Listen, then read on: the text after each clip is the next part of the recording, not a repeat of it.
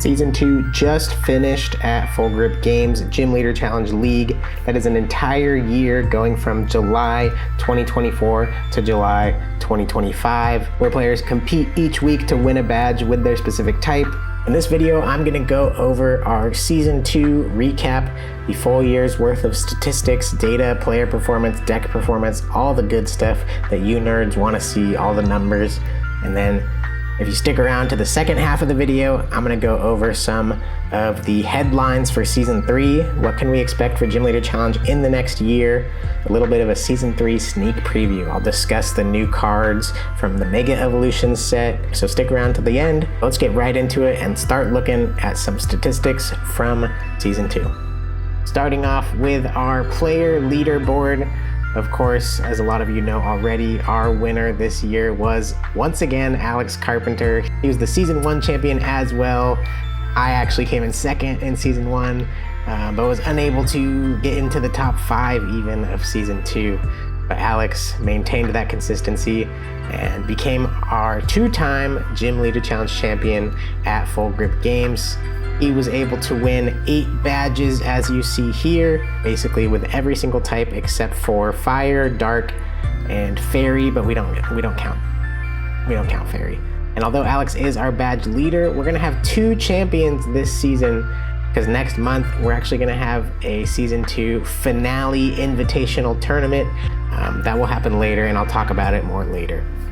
But as far as the overall year goes, Alex was the champion with 8 badges. JD DiMatteo was able to come in second with 6 badges. We have Fran in third with 5 badges, tied with Craig. Both of them were at 5 badges. Fran was able to get her 5th badge before Craig, so that's why she is ranked above him. And then coming in at 5th with 4 badges, we have Ben Peacock.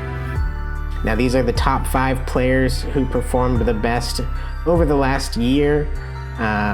So congrats to all these players, you guys all did amazing. And you can see a very wide range of types represented here. Ben and Fran were both able to get that elusive Fire badge that Alex was unable to get. Colorless was the badge that was earned the most. There was 10 Colorless badges. But as you can see, Fran and Alex were the only 2 people in the top 5 who even went for their Colorless, who even earned their Colorless badge. Each of these players had a great season, played fantastically. Unfortunately, no one was able to keep up with Alex, and attendance might be a big factor because Alex attended every single league except 3, and one of those he chose not to play the final week when he had already secured the championship. And I know that for everyone else on this list, there was probably at least like a 6 or 7 week difference between the amount of attendances they had compared to Alex. So consistency, definitely valuable, but Alex, great player, secured that championship. Congrats to Alex. And I'm excited to see how all these players do in Season 3. Now I'm going to get into the best performing players of the season based on their win percentages. And drum roll please. Yours truly, Ben Morse, myself. I actually had the highest win rate percentage-wise for the entire year. That is my record for the whole year. I had 106 wins, 52 losses, and 4 ties, with a win percentage of 65.4%. Our badge leader, Alex Carpenter, was in second. You can see his record was 132 wins, 74 losses, and a very impressive 0 ties for the entire year of play. Now I do want to make a qualifier for myself. While I am extremely proud of my win rate for the entire season, as you saw, I only earned 3 badges for the entire year. Alex had 8. Win percentage should be taken with a grain of salt because I, for a majority of this season, was playing with decks I considered to be really good, while a lot of the season Alex would win with a good type and would be unable to play it again. So for many of the final dozen weeks of the season, Alex was playing what people would consider, maybe bottom tier types and still had a fantastic win percentage. So if we didn't do the badge race itself and everyone could play the best type every week, you know, it could go anyway. So I had a little bit of the luxury of not actually winning badges as much, but placing in the top 4 a lot and not getting the badge. So I was able to play the good types over and over. So take the win percentage with a grain of salt, but I just wanted to give myself a little bit of a pat on the back, and hopefully I can get a few more badges this season than I did in season 2. And there I am, enjoying my lovely Capri Sun. That was from the Halloween GLC night. Dressed up as Pooh Bear, went upstairs to the Green Dragon Inn and ordered a delicious Capri Sun, of course. What else would I drink? This is a family-friendly game. Coming in at 3rd was Craig with a 63.3% win rate. Extremely impressive performance from Craig. John Patterson in 4th at 61.3%. And you can see that John has 9 ties for the whole year. Pretty high tie rate. And if all of those 9 ties ended up being wins, John's win percentage would have been 67.6, putting him at 1st place. Now, just because he tied 9 times doesn't mean that all those ties would have been wins. You know, it probably would have been a split between wins and losses if those games concluded. Hunter came in 5th place at 60.5%. And then just below, I included 6th and 7th because they were all so close. Hunter at 60%, JD and Ben both at 59%. That's the matter of like a couple games between each of them. So it could have been any one of them. Well done to all of you guys. Now getting into the actual deck types themselves. Here we have the ranking of the types that earned the most badges, the most first place finishes across the entire year of season 2. There was 51 badges handed out this year. And coming in first, maybe to no one's surprise, is Colorless with 10 badges, Psychic at 2nd with 7, Water at 3rd with 6, and Dragon at 4th, also with 6 badges. Now notice these parentheses here.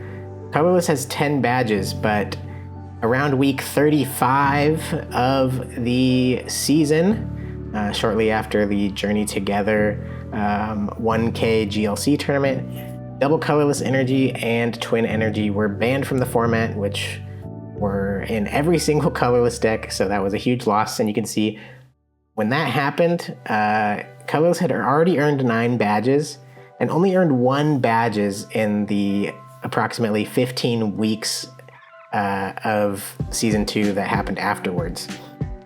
So a steep drop off, and I will say a lot of that has to do with people just switching off the type rather than it not performing very well. So the deck is still very good, but at the time people just started to play other things, including things like Psychic and Water, which, as you see here, after the DCE ban went into effect, Colorless in play went down and Psychic and Water went up, and they each earned 4 badges. More than half of the badges they earned for the entire season were earned in the final 15 weeks of play after the DCE ban. So it's interesting to think about how much that ban shifted the meta. And like I said, Colorless is still a fantastic type. It got 2nd place at the 3K tournament a few months ago for Destined Rivals, but that was a control variant.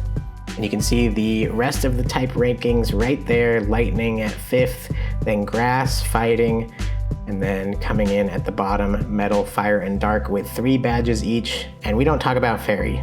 Dark is actually ranked last of the 3 badges because I put them in order based on who got that number of badges first, right? So Water earned 6 badges before Dragon earned its 6th badge. Metal and Fire both earned 3 badges before Dark earned 3 badges. So Dark, very low performing type in terms of badge wins this season. Some of that has to do with the DCE ban because getting rid of Twin and Double Colorless Energy does make the Guzzlord, the key piece of the Dark deck, a lot harder to power up. That only accounted for about 15 weeks of play where those cards were not legal. So for a majority of the season, Dark had all its tools. This kind of is in line with where I think the actual tier list of types would be. I would say these 4 types over here maybe not in this order, are the best 4 types in Gym Leader Challenge right now: Colorless, Psychic, Water, and Dragon. This is a breakdown of how many times each deck was chosen. So Psychic was the most popular deck of Season 2. It was chosen more often than any other type by players at 135 times. Water was a close second at 129 times.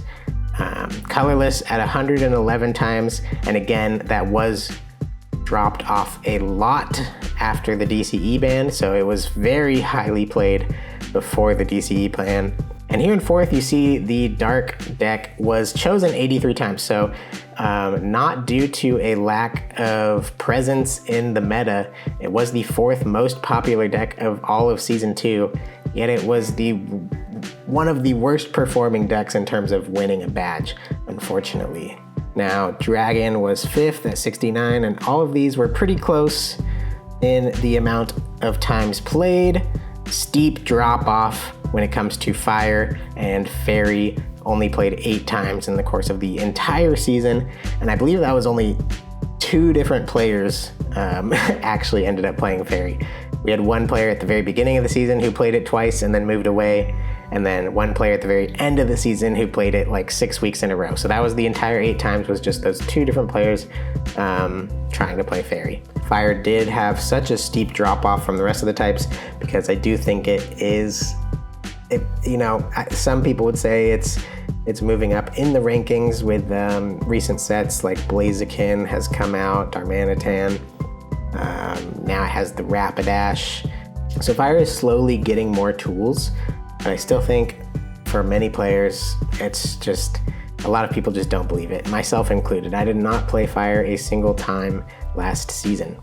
I think I played every other type except Fire and Fairy during the course of Season 2. Now this is the top 4 conversion rate for each type, which means for the amount of times it was played, how often would we see it in the top 4? So top 4 players, including the winner, usually anybody who goes X and 1. So 4 and 1 on a 5-round night or better, that usually earns a spot in the top 4. I like tracking top 4s because it shows that a top 4 placement shows that it's just 1 round off of winning, so it has the potential to win badges. And interestingly enough, what do we see at number 1 for the top 4 conversion rate is Fighting. Fighting had a 31% conversion rate for top 4s, so that means for every time it was played 45 times, and it got top 4 at 14 of those times, 31% of the time. Now compared to the next 3 types in the rankings, its play rate was pretty low, so it just kind of, when it was played, it was doing quite decently. Fighting's a decent deck, maybe underrated, and it's definitely going to get a lot better when the Mega Evolution set comes out. But yeah, it's super interesting to me. I would not have guessed that Fighting would have such a high top 4 conversion rate. But yeah, it really is pilot dependent, so take all this with a grain of salt. Everyone was switching decks all the time. I just think it's interesting to look at the data. Fighting at the top, would not have guessed, followed by Colorless, Psychic, and Lightning. These are the 4 decks we were most likely to see in top 4. Now, as you can see, Psychic actually had the most top 4 placements over the course of the entire season because it just had such a high play rate and it is such a good deck. So 38 top 4 placements for Psychic. Water is down here at number 7 for conversion rate, but it actually had a very high top 4 amount at 27 top 4 placements over the season. So a lot of Water is up there. So like not a ton of Fighting is up there at 14, but it was converting a lot more than some of these other decks. Fairy, 0%. 8 times played, 0 times in the top 4. Will we see a Fairy deck crack just the top 4 in Season 3? We will see. And now the big winners, the actual win percentage of these types. Colorless at number 1 for the entire season with a very high record of 274 wins, 210 losses, and 10 ties, coming in at a 55.5% win rate. Again, majority of these games were before the DCE ban. It would be interesting if I was able to track its percentage before and after. I wonder if we would see a win percentage drop off or anything like that. But so that is Colorless at the top. We've got Psychic in second with a 54% win rate, Lightning and Fighting both with 53%, Dragon at fifth, then we see Dark Water, Fire, Metal, Grass, and of course Fairy Tier all on its own over there in the corner. I do want to point out that these top 4 types here for win percentage, Colorless, Psychic, Lightning, and Fighting, are also the same 4 types in the top 4 of the conversion rate that we just went over. So in these 2 different areas of stats, it does make sense. You know, the higher win percentages are the decks that are getting top 4 the most, and Fighting is up there. Once again, with exactly 100 wins over the course of the entire season, 79 losses, and 8 ties. Another thing I should note is that these type breakdowns don't account for different archetypes of decks. For example, the Fighting statistics here are split between people playing straight Okie Dokie decks or Hitmon combo decks or Archeops decks. You know, all those different variations are lumped together here. So some decks are stronger than others. You know, people choosing to play more niche and homebrew versions of decks might account for some discrepancy. So again, take all of this with a grain of salt. It's just overall trend does kind of point to what we would expect in the meta still, interestingly enough. So that just about concludes the data and statistics, but the video is not over because I'm also going to talk about some upcoming Season 3 previews, what the Gym Leader Challenge meta, how the Gym Leader Challenge meta might adjust and adapt in the coming season, and what we can expect in Season 3. But again, like I said earlier, Season 2 is not fully finished because on August 23rd, all Season 2 badge winners will be competing in a finale invitational tournament hosted by Full Grip Games. Any player who won a badge can play, and you must play a deck that you won a badge with. So for example, I have my Water, my Psychic, and my Dragon badge. So I have to pick one of those 3 types to play at this invitational. Unfortunately, this invitational tournament will not be streamed. Andrew Mahone, Tricky Jam, earned a badge himself. He's going to be playing in the tournament and creating a video, so look forward to the results of that invitational on Tricky Jim's YouTube channel coming after the tournament. Now, coming up in Season 3, we already know a lot of cards coming in our next big set, the Mega Evolution set, and the big headline for Gym Leader Challenge is this Lush Forest card. Lush Forest is basically a reprint of a banned GLC card, Forest of Giant Plants. So Forest of Giant Plants was banned very early on in Gym Leader Challenge. I think within the first year. It allows for all grass Pokemon to evolve instantly when they're played. And Lush Forest, the only change is that you just can't use it on turn 1.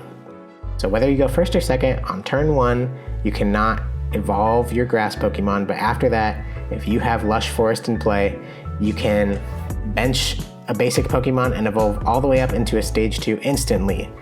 So for example, on my second turn, if I have Bulbasaur, Ivysaur, and Venusaur in my hand, I can basically bench them all and have a Venusaur from nothing. It's an incredibly strong effect. Andrew Mahone, Tricky Jim, who controls the ban list, has decided that at least for the next 3K tournament, when this set is released, this card will be legal. And we're going to see how it affects the meta, because grass, as you saw, is ranking pretty lowly in a lot of our statistics. It is not a very high performing deck. It's not a top tier threat right now. So will this stadium card make grass be overpowered, broken? Will it need to get banned again? I'm not sure yet. I do think this effect of a card is ridiculously strong, and I don't know if I'm a fan of it existing in the format, whether or not it makes grass broken. I personally think it will get banned eventually. It's just too strong of an effect. You know, if Pokemon in the coming years prints more good grass Pokemon, this stadium just gets better and better, and it just cheats evolution Pokemon in a way that no other type has access to. And for that reason, I think that effect is just ridiculously overpowered. I am excited that it's legal for the 3K. I am really looking forward to seeing what decks are built and how it affects the meta. But personally, I don't necessarily love this existing forever, if that makes sense. I do think it will probably get banned eventually, and I think it just makes grass like really high roll kind of deck. Like in times where you have a really broken opening hand with this stadium, you can get a bunch of stage 2s down on your second turn. That's just like so overpowered, and it won't happen all the time. So it'll balance out in that way. But those games where it does happen, it just feels like, you know, like, did you hit the jackpot this game? Did you get the broken turn 2? Are you just going to overwhelm your opponent with the broken turn 2 hand? And for that reason, I'm curious to know how it's going to feel to actually play against. So we'll see how it goes. We're gonna watch it. We're gonna see how it performs at the 3K, and I'm excited to see what happens. And another thing to know is this Meganium has the same ability as the old Jungle Totem Venusaur, where it doubles grass energy. They do not stack, so Meganium will be replacing Venusaur. It only has 2 retreat and a stronger attack. It's basically an upgraded Venusaur in every way, so I am excited for that card to come out. Now, Colorless, after double energies. Those double energies were banned. Colorless is still a strong deck, but what is the best way to play Colorless? In my mind, these 3 archetypes of Colorless are the best 3 right now. We've got Turbo Draw with basic attackers, which is basically a modified version of the top decks we saw before the double energy ban, much like the one that I used to win the Journey Together 1K tournament. But modified without the double energies, playing more things like Crispin, Nina, Mela, more energy acceleration to power up your basic attackers, Snorlax, Hops Cramorant, and looping those guys. Still a very strong deck. Another archetype is the Pelipper and Hops Double Stage 1 style build. We have access to a new triple energy called Ignition Energy, so now there's 2 triple energies in the format, Hops Double and Pelipper, paired with something like Greedent. You can throw in the old Aerodactyl in there. These Stage 1 colorless attackers that hit for big damage for a single attachment with Ignition Energy allows for some pretty strong combos. And finally, the third popular colorless variant is the Control version, which we saw got second place at the Destined Rivals 3K tournament. It will continue to be a very strong choice. That Ursaluna's incredibly strong, allows you to put up to 2 cards from your discard pile into your hand, 180 HP. These are the 3 colorless decks, and I think it's yet to be determined which one will be the best in the meta as time goes on.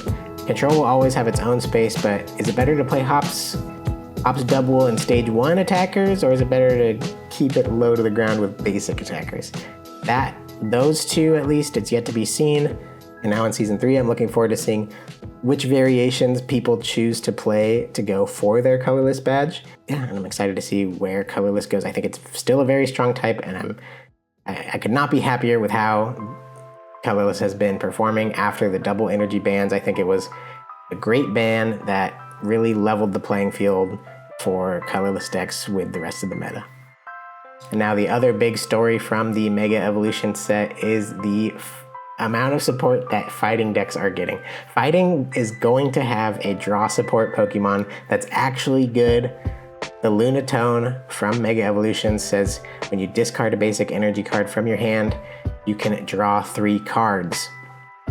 You just have to have Solrock on your bench, which fighting often has lots of bench room to play with, and to be able to draw 3 cards on a basic Pokemon is incredibly strong.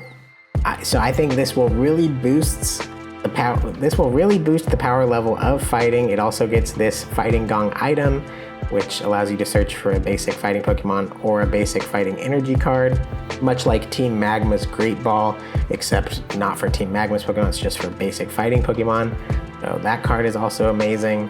And Premium Power Pro, which is a Electro Power, just a plus 30 damage for fighting Pokemon attacks that turn. Fantastic damage buff. Fighting is eating good in Mega Evolution set. I don't know if we ever saw this coming. Definitely not anytime soon, but fighting getting a draw support is crazy. Okidogi is incredibly strong, and I do think this is going to boost fighting's power level a ton. And I'm sure at the next 3K, at the Mega Evolutions 3K, we're going to see a very high percentage of fighting decks in the room. And finally, Season 3 preview. Will we have new staple trainers coming out? In Mega Evolutions, we already have Lily's Determination, which says shuffle your hand into your deck, then draw 6 cards. Cynthia is a fantastic supporter, which does the same thing. But Lily's also says if you have 6 prize cards remaining, which means at the beginning of the game you haven't taken any prize cards, you draw 8 cards instead. So just a buffed Cynthia across the board. I do think this deck will find a slot in almost every single GLC deck because Shuffle Draw 8, when you're setting up your board, is just so good. Seeing 8 cards at the beginning of the game to hopefully find more basic Pokemon. Lily's Determination is going to be an amazing staple that improves consistency of setup for every deck in the format. And now just some speculation. In 2026, Iono and Arven, 2 fantastic supporter cards, are rotating out of standard format. And usually that means new supporter cards, new strong supporter cards will be printed to replace them in standard format. That means for us in Gym Leader Challenge, we're getting a new pool of hopefully very strong supporter cards added to the format. Now those new cards won't necessarily do the same things as Iono and Arven, but I can expect that we will see some strong effects printed that may replace some older cards, may have some new effects that we've never seen before. We've seen cards like Arven that are very search specific item in a tool card, incredibly strong. Maybe we're gonna see things like Irida, which searches for water Pokemon and items for other types. Maybe we'll see an Irida for grass decks, which would be insane to search for a grass Pokemon and an item. When grass has so much Pokemon search built in, so you could use grass Irida to search for Grottle and rare candy, and Grottle can search out Rillaboom, and then the rare candy you grabbed evolves it. So the combos are there. I'm interested to see what those new supporter cards will do when we see rotation happen in 2026. Now, all these cards I've shown from Mega Evolution set with the translations I have taken from Justin Basil's website, and I just want to give a quick shout out to Justin Basil. Thank you for all your work. If you don't know, he recently passed away from health complications. I'm incredibly sad and a huge loss to the Pokemon community, and my heart and thoughts are with his family during this time. Thank you, Justin, for all the work you've done, and thank you for supporting the game that we all love. So that about does it for our Season 2 recap and our Season 3 preview. Leave a comment below. What decks are you expecting to rise to the top in 2026? Are you more excited for Lush Forest, or are you more excited for Lunatone, Fighting Draw? Which type of player are you? I'm excited to just start grinding, hopefully win more than 3 badges this year. At the very least, let's stop Alex Carpenter from being a 3-time champion. Gonna be tough. Thanks so much for watching. Please subscribe if you like Gym Leader Challenge content, because hopefully I'm back. I know I was gone for a while. Work got extremely busy and I got a little bit burnt out on making videos during that time, and it was just tough. So apologize for being gone, but I love Gym Leader Challenge, still playing, and hopefully bringing you guys more content soon. Give a thumbs up, subscribe, share. Thanks for watching. We'll see you guys next time. Bye-bye.